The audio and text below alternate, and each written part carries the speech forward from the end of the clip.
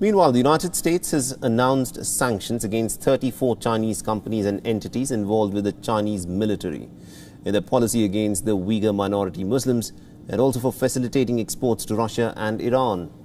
According to the United States Commerce Department, the group was sanctioned for their involvement in or risk of becoming involved in activities contrary to the foreign policy and national security interests of the United States.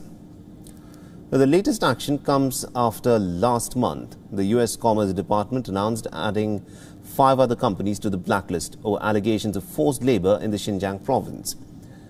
The previous sanctions targeted access to commodities, software and technology. The latest action shows Joe Biden aims to press China over what the administration has said are worsening human rights abuses against the Uyghur population in the Xinjiang province. The additions are part of the Biden administration's efforts to hold China accountable for human rights violations. China has repeatedly dismissed accusations of genocide and forced labor in the Xinjiang province and still says that its policies are necessary to stamp out separatism and religious extremism. China has also slammed the United States for the sanction expansions that the United States is carrying out.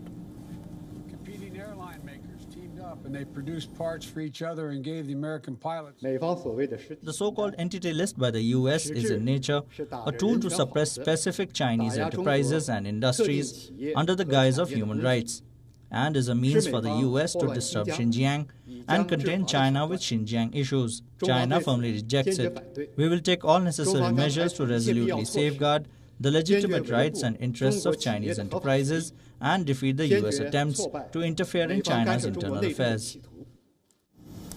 Now, this is not the first time that the U.S. government has targeted Chinese firms linked to allegations of high-tech surveillance in the Xinjiang province. In 2019, the Trump administration had added some of China's top artificial intelligence startups to its economic blacklist.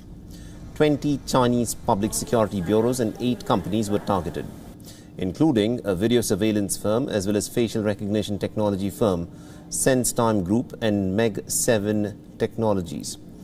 The Commerce Department had accused the entities of implicating in high technology surveillance against Uyghurs, Kazakhs and other members of the Muslim minority groups.